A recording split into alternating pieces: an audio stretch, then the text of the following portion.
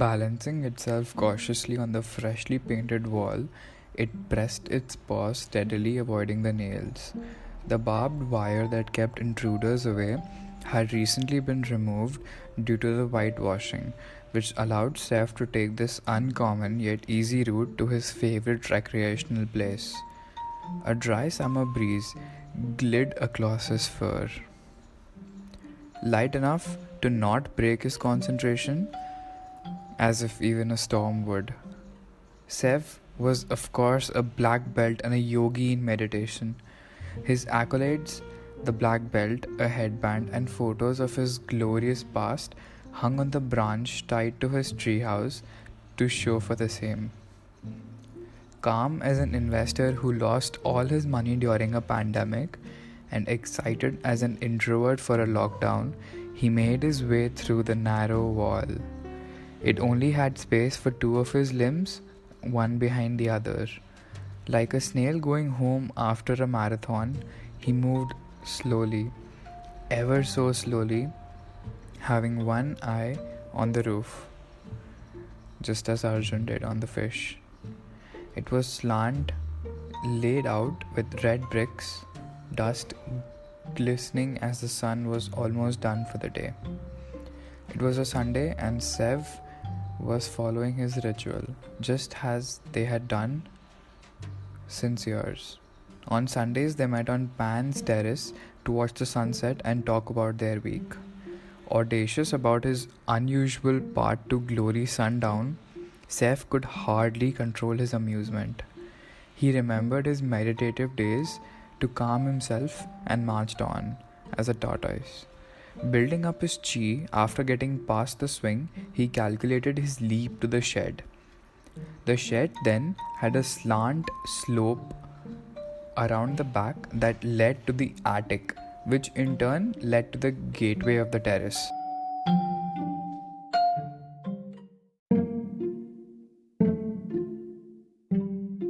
He found himself soaring in the air, like all cats do, managing to get one paw on the edge of the last brick, scampering his way upward using his core.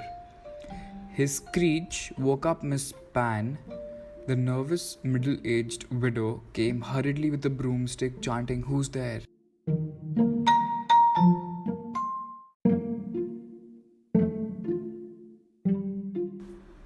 She was obscurely huge, definitely not large enough to give a WWE World Heavyweight Champion a run for his belt, but definitely enough to scare off an average person. "Who's there?" she demanded meekly yet loudly. Sev scurried off to the ledge. He sighed, thanking his guru and his adrenaline, which aided him to cling on and get away just in the nick of time.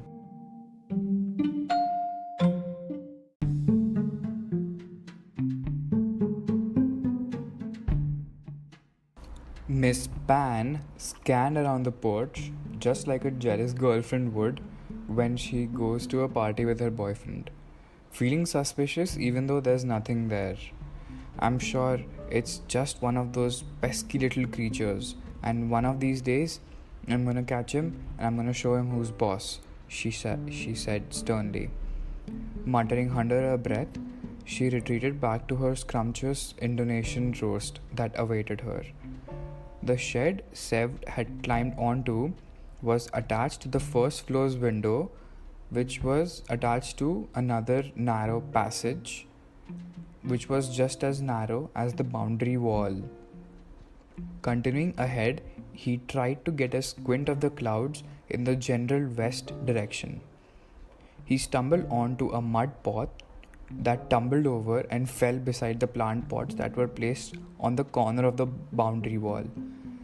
The pot, which had rolled over about a few yards away over the slant shed, then fell. Sev stood motionless, as if one of those actors who pretended to die in the movies, but then we kept checking their breath to see when we caught them red-handed in their act. Here, he was almost there to watch a beautiful sunset, and then this mishap occurred. To his surprise, no one came. Miss Pan by now had started meditating with her earphones in and couldn't hear a single thing. She claimed that it was just more than proving to the people that she had not become a crazy woman after the gruesome incident. In fact, it was her only solace. It was her daily escape from this judgy world. It was a classic robbery gone bad situation a couple of years ago at the Pan residence. The entire family was gathered in the front hall, but they kept nudging the intruders about how they had hardly anything left in the mansion.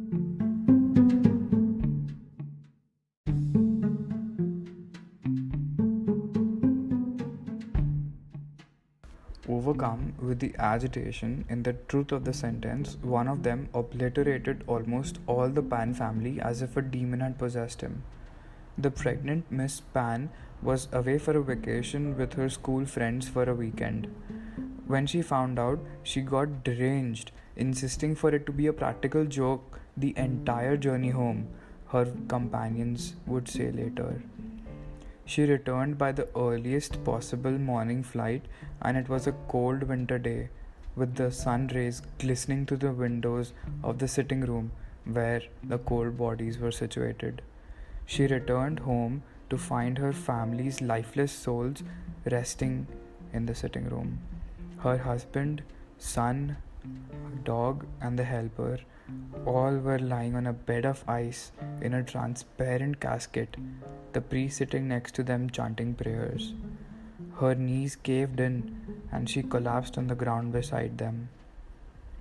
The chants of the priest and the tape recorder could be heard, along with the smell of the incense, in front of all the photos of the victims, in order to honor them. The helper's son had also arrived shortly after he had found the owner of the house crying hysterically beside her family.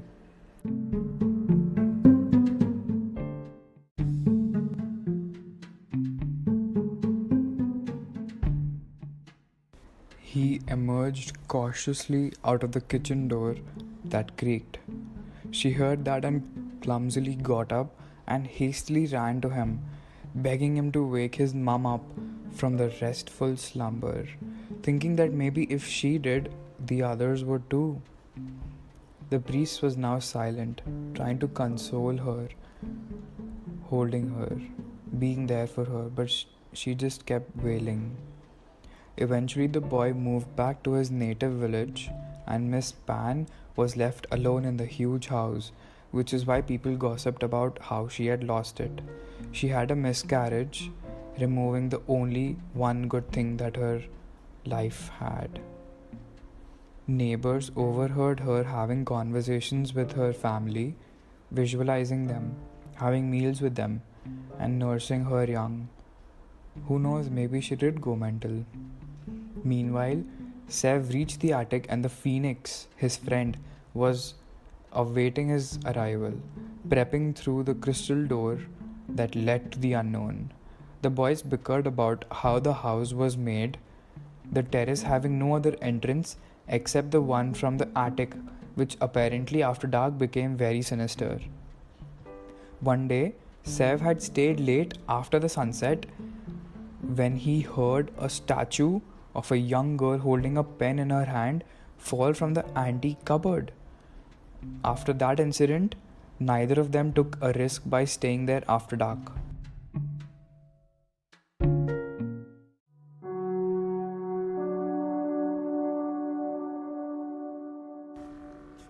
The hue was purplish pink.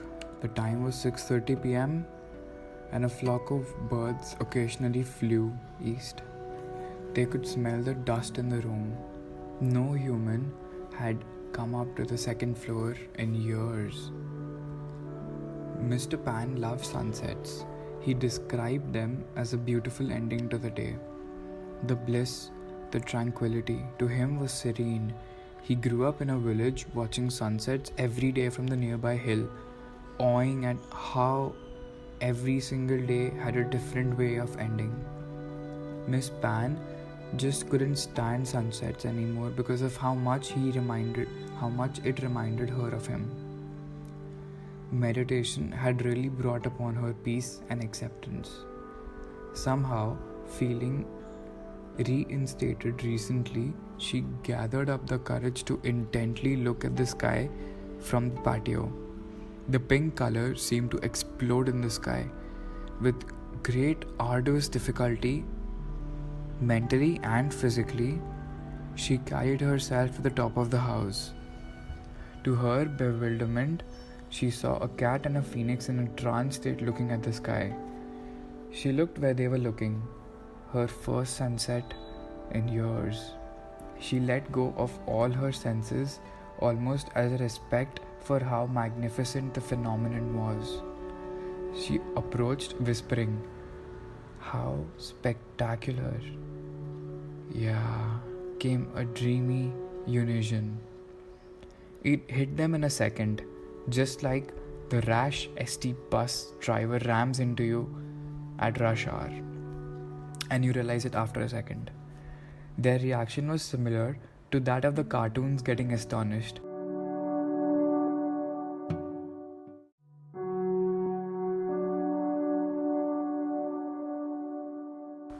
Eyes popped out of their socket, their jaws dropped. They were startled with alarm, hands numb, knees up to their chest in shock. They almost had a stroke. Miss Pan, to her own amusement, for the first time in years, chuckled looking at the pair. She didn't know why she didn't feel angry, but she just wasn't. "It's okay," she said calmly.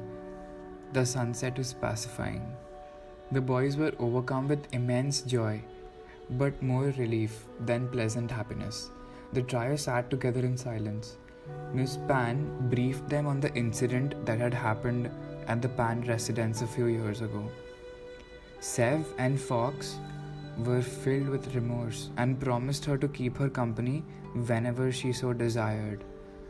Then they looked at the door longingly. Miss Pan understood their intention and gladly opened out the door. "Finally!" They gleamed with excitement. "The gateway to heaven is open!" exclaimed Sev. The 2,500 square feet terrace seemed like as if it were 25,000 square feet to Sev. He pounced from one wall to another, grinning from ear to ear. Fox spread his wings and cried, symbolizing rebirth and renewal. Miss Pan stood at the door, smiling. Even though she wished that her family was here to witness this sensational evening, she seemed okay. At least a part of her did.